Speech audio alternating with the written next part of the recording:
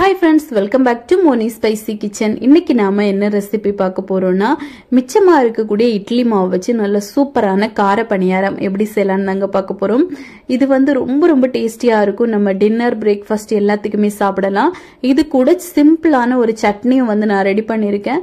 எல்லாருக்குமே ரொம்ப விருப்பமானதா இருக்கும். சரி வாங்க இது எப்படி செய்யலாம் அப்படிங்கறத நம்ம டீடைலா பார்த்துடலாம். அதுக்கு முன்னாடி நம்ம சேனலுக்கு இப்பதான் ஃபர்ஸ்ட் டைம் வாரீங்கன்னா மறக்காம சப்ஸ்கிரைப் பண்ணுங்க. அப்படியே கூட இருக்கக்கூடிய பெல் பட்டனையும் பிரஸ் பண்ணிருங்க. அப்பதான் நான் போடக்கூடிய நியூ வீடியோஸ் உங்களுக்கு நோட்டிபிகேஷனா வரும். மறக்காம லைக் பண்ணுங்க, ஷேர் பண்ணுங்க. இப்போ வாங்க வீடியோக்குள்ள போய் இந்த கார பணியாரம் எப்படி செய்யலாம் அப்படிங்கறத நம்ம டீடைலா பார்த்துடலாம். இதுக்காக ஒரு பவுல்ல பாத்தீங்கன்னா சரியா 1 கப் அளவுக்கு இட்லி மாவு.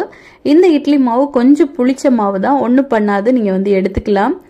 இது கூடவே பாத்தீங்கன்னா நம்ம வந்து 2 டேபிள் ஸ்பூன் அளவுக்கு அரிசி மாவு வந்து சேர்க்கணும். கண்டிப்பா இது வந்து சேர்த்தாதான் நம்மளுக்கு அந்த புளிப்பு வந்து ரொம்ப வெளியே தெரியாம இருக்கும்.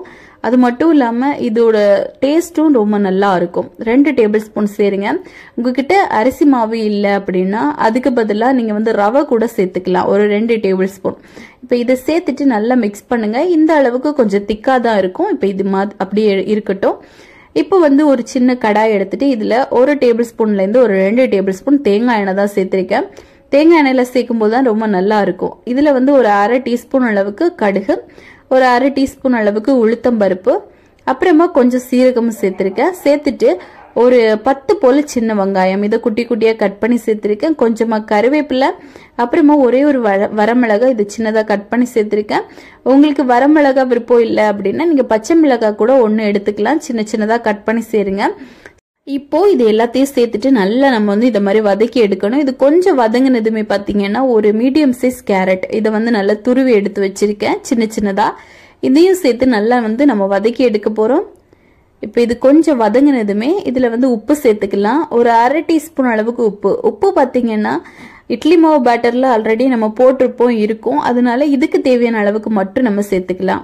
அப்புறமா ஒரு 1/4 டீஸ்பூன் அளவுக்கு பெப்பர், ஒரு 1/2 டீஸ்பூன் அளவுக்கு மஞ்சள் தூள் எதுக்காக சேர்க்கிறோம்னா இதோட கலர் வந்து லேசா ஒரு yellowish கலர் இருக்கும். அதுக்காக. இது வேண்டாம் அப்படின்னா நீங்க ஸ்கிப் பண்ணிடலாம், இல்ல ஒயிட் கலர்ல வரும். இப்ப வந்து இது இவ்வளோத்தையும் சேர்த்து நல்லா நம்ம இந்த மாதிரி மிக்ஸ் பண்ணி எடுத்துட்டு கொஞ்சம் வெந்ததும் நம்ம ஸ்டவ் ஆஃப் பண்ணிடலாம். இப்ப பாருங்க கொஞ்சம் வெந்துருச்சு. இனிமே இது அப்படியே சூடா இருக்கும் போதே எடுத்து நம்ம அந்த இட்லி பேட்டர்ல வந்து சேர்த்துடணும். நல்லா சூடாவே சேருங்க. இப்ப சேர்த்தாச்சு. சேர்த்துட்டு ஒரு முறை நல்லா நம்ம வந்து கலந்து கொடுத்துடலாம். இப்ப இந்த இட்லி மாவும் இந்த எல்லா மிக்ஸுமே பாத்தீங்கன்னா ஒரே மாதிரி நல்லா ஈவனா மிக்ஸ் ஆகணும். இது மிக்ஸ் ஆகும் போதே பாத்தீங்கன்னா நல்ல கலர் கொடுக்கும், நல்ல ஒரு yellowish கலர் வரும். உங்களுக்கு பார்த்தா தெரியும்னு நினைக்கிறேன். இதுல வந்து நீங்க எந்த வெஜிடபிள்ஸ் வேணா சேர்க்கலாம், கேரட், பீன்ஸ், அதுக்கப்புறமா கொஞ்சமா பொட்டேட்டோ, நிறைய உங்களுக்கு தேவையான எந்த வெஜிடபிள்ஸ் வேணா நீங்க சேர்த்துக்கலாம். நல்லா வதக்கிட்டு சேருங்க. அப்புறமா இது கொஞ்சம் திக்கா இருக்கிறதுனால ஒரு 2 டேபிள் ஸ்பூன் அளவுக்கு நான் வந்து தண்ணி சேர்த்திருக்கேன். தண்ணி சேர்த்துட்டு நல்லா இந்த மாதிரி கலந்து கொடுத்துட்டே இருங்க. இப்ப பாருங்க நல்லா கலந்து எடுத்துட்டோம். இப்ப நம்மளுக்கு பேட்டர் ரெடி ஆயிருச்சு. பாருங்க இந்த அளவுக்கு ஒரு திக்னஸ் இருக்கணும்.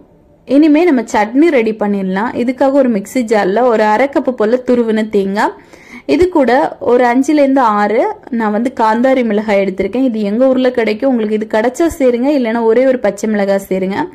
அப்புறமா கொஞ்சமா கருவேப்பிலை, நல்ல ஃப்ரெஷ்ஷான கருவேப்பிலை, அது கூட ஒரு 1/2 டீஸ்பூன் அளவுக்கு சீரகம், ஒரு 1/2 டீஸ்பூன் அளவுக்கு உப்பு சேர்த்து கொஞ்சமா தண்ணியும் சேர்த்து நல்ல பேஸ்டா அரைச்சி எடுத்துட்டு வந்துடலாம். பாருங்க நல்ல பேஸ்டா அரைச்சி எடுத்தாச்சு. இப்ப இதை வந்து நம்ம ஒரு பவுல்ல சேர்த்துடலாம். ஒரு பவுல்ல எல்லாத்தையும் இந்த மாதிரி சேர்த்துக்கோங்க. சேர்த்துட்டு இதுக்கான ஒரு சின்ன தாளிப்பு, ஒரு கடாயில ஒரு 2 டேபிள் ஸ்பூன் ஆயில் சேர்த்துட்டு ஒரு 1/2 டீஸ்பூன் அளவுக்கு கடுகு, ஒரு 1/2 டீஸ்பூன் அளவுக்கு உளுத்தம்பருப்பு, கொஞ்சமா வரமிளகாய், இது இவ்வளவும் சேர்த்து கொஞ்சம் நல்லா ஃப்ரை ஆனதும் இது கூட கொஞ்சமா கருவேப்பிலையும் சேர்த்துக்கலாம். சேர்த்துட்டு இப்ப இது எல்லாம் நல்ல கோல்டன் கலர் ஆனதுமே நம்ம ஸ்டவ் ஆஃப் பண்ணிட்டு அப்படியே இந்த தாளிப்பு எடுத்து நம்ம வந்து சட்னியில சேர்த்துடலாம். ரொம்ப சிம்பிளான சட்னி, ஈஸியா ரெடி பண்ணிடலாம். இது வந்து கார பணியாரத்துக்கு ரொம்ப பர்ஃபெக்டா இருக்கும். ஸோ கண்டிப்பா இதை வந்து நீங்க செஞ்சு பார்க்கலாம். இப்ப இதை நம்ம வந்து மாத்தி வச்சிடலாம். சட்னி வந்து சூப்பரா ரெடி ஆயிடுச்சு. இனிமே பணியாரத்தை நம்ம ஃப்ரை பண்ணி மட்டும்தான் எடுக்கணும். இதுக்காக பணியாரக்கல்ல நெய்யோ எண்ணெயோ எது வேணா சேர்த்துக்கலாம். நெய்யும் எண்ணெயும் சேர்த்து கூட நீங்க வந்து சேர்க்கலாம், ரொம்ப நல்லா இருக்கும். இப்ப இதுல எண்ணெய் சேர்த்துட்டு நம்ம வந்து கொஞ்சமா மாவு எல்லாத்தையுமே உள்ள விட்டுடலாம். ஒரு கரெக்டா 3/4 வாசி மாவு இருக்கும்படியா சேருங்க. அப்பதான் உங்களுக்கு ஒரே லெவல்ல எல்லாமே வெந்து கிடைக்கும். லோ ஃப்ளேம்ல தான் வைக்கணும். ரொம்ப ஹை ஃப்ளேம்ல வச்சிட்டீங்கன்னா உள்பக்கம் வேகாம வெளியில மட்டும்தான் வேகும், கலர் கொடுக்க ஆரம்பிக்கும், உள்ள வந்து வேகாது. அதனால லோ ஃப்ளேம்ல வச்சு நல்ல பொறுமையா வேக வைங்க. இப்ப பாருங்க, ஒரு பக்கம் லேசா வந்ததுமே இந்த மாதிரி நம்ம திருப்பி போட்டு வேக விட்டுடலாம். 2 பக்கமும் நல்லா ஒரே மாதிரி வேகணும். அப்பப்ப பொறுமையா இருந்து பார்த்து கவனமா வேக வச்சு எடுங்க. இப்ப இந்த மாதிரி எல்லாத்தையுமே திருப்பி போட்டுட்டு அதுக்கப்புறமா 2 பக்கமும் வெந்ததுக்கு அப்புறமா நம்ம வந்து வெளியே எடுத்துடலாம். இப்ப பாருங்க, ஓரளவுக்கு 2 பக்கமும் நல்லா வெந்துருச்சு. இனிமே இதை வந்து நம்ம வெளியே எடுத்துடலாம். இது பாத்தீங்கன்னா வெளிப்பக்கம் நல்லா மொறுமொறுப்பாவும் உள்ள நல்லா சாஃப்டாவும் இருக்கும். இந்த கார பணியாரம் கண்டிப்பா நிறைய சாப்பிடுவாங்க. நீங்க வந்து தாராளமா இதை வந்து செய்யலாம். பாருங்க, சூப்பரா பெர்ஃபெக்டா இப்ப வெந்துருச்சு. இது எல்லாத்தையுமே இப்ப வெளியே எடுத்துடலாம். அவ்வளவுதான், நம்மளோட ரொம்ப ரொம்ப டேஸ்டியான கார பணியாரம். இது கூட ஒரு சிம்பிளான சட்னி வந்து ரெடி பண்ணிட்டோம்.